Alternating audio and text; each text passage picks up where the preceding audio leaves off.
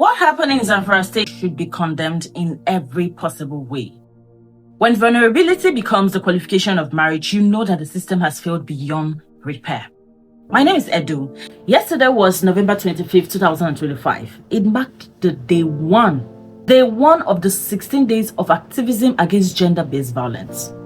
Meaning that other nations of the world, other states in Nigeria, ministries, bodies, organizations, they set aside yesterday, it was day one, to celebrate and of course advocate against violence affecting women. Now, when most people hear about violence, they think physical. If they don't beat you and you see wound on your face, a woman has not been violated, but that's not true. We have psychological, emotional, financial. It comes in different forms. And I think it tells a lot about a government prioritization of women and the girl child. This wedding took place on Monday, 23rd November 2025, 2 days before the beginning of the 16 days of activism. So while other states were busy planning on how they are going to advocate for girls, for women, to protect their rights, Zamfara State Government were concluding and executing their mass wedding of vulnerable orphans, which a 17-year-old was part of. I'm very sure there could be others who were lower than that age there. That was their plan. That was their priority. So what did they now do for 16 days of activism? If I want to even ask, what did they end up doing? Because you can't do that nonsense on Monday, and then on Wednesday you're going to host symposiums, workshops, and meetings. It's just pure hypocrisy. You clearly don't care about, the economic empowerment of women and the girl child. That's my opinion. I'm going to be reading from a report by the Sahara Reporters, quoting the Executive Secretary of the Zakkat and Endowment Board, Professor Lawal. He said that the goal of the mass wedding was to assist vulnerable, I'm using the word again, vulnerable women and girls, and integrate them into stable family structures. Is that the way to assist vulnerable women and girls?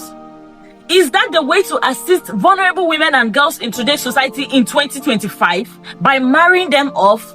Why are we so wicked as a country? Why do we have very insensitive leaders? You receive billions of naira every single day. You cannot empower the girl child. You're integrating them into stable family. A 17-year-old. Your priority for that person is to integrate her into a family system with a man. I think it's actually crazy that it was vulnerable orphans that were selected for this despicable exercise. What does it mean to be vulnerable? It means that you're more exposed to harm, to exploitation such as child marriage, abuse, and so on and so forth. So these people are the most exposed and vulnerable in regards to what can be done to them with or without their consent. So 200 of women, girls belonging to this sect of vulnerability were specifically married off, sponsored by the state, and it was covered on live television. And the wife of the governor, oh my goodness. In most states, when the governor comes into office, the wife of the governor usually takes on role on activism, protection of women and girls, empowerment, things like that. She becomes the mother of the state. A mother meaning it is her job to protect, to provide, to advocate for. A 17-year-old granted an interview to Punch newspaper where she stated that she preferred to be married off than to go to school. So you might bring that up and say, oh, it is this girl's choice. She shared with news people that she would prefer this than that. What has she been raised to look forward to? What has she been raised to see around herself? What other options have been provided by the same government who have resources to sponsor her marriage at 17? What other options have been provided to her from birth till yesterday? Did you give her choices? Did you give her choices? Whether empowerment scheme, did you approach her family at any point? Did you come to her school and provided other options beyond being married off to a man for her to look forward to before the age of 17? To give her an option to say, oh, I would have preferred education than this. And do you understand that these people were specifically selected, the girls? I think these events should raise serious conversation on child protection, consent, transparency, and exploitation of vulnerable members of society, specifically the girl child. What's even more crazy is the timing. Terrorists are invading the north. Kwara State the other day, killing and slaughtering people, kidnapping women and girls, raping them, impregnating them, holding them captive, and the priority of the state government is marrying the available ones it has in the state. The orphans and vulnerable ones, instead of protecting, seeing how you can safeguard your own state, Is that our priority? Is that the priority of the Zamfara State Government? Marriage? Really? Really? Is that a way of telling the world that instead of empowering our girls, we would marry them off because we think that marriage is a safety net to throw away 17-year-old children? What is it about children that attracts northern men? What is that thing about an undeveloped body that when they see everything, every part of their body changes? Like if they don't possess it, have it, enjoy it, exploit it, and plant their seeds inside of them to give birth to more children? What is it about children that we keep having this conversation? What?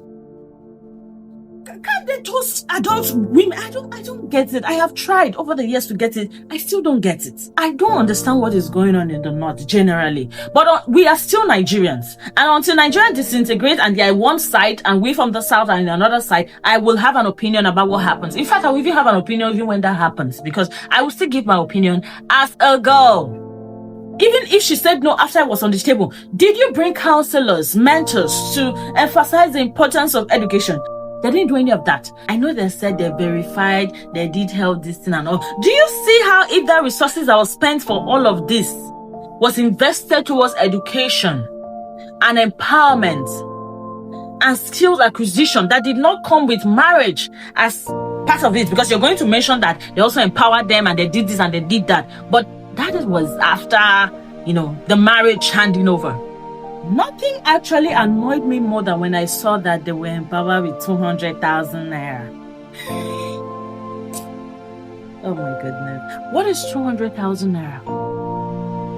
When you take a girl child and marry her off, you use it to pay for the dowry.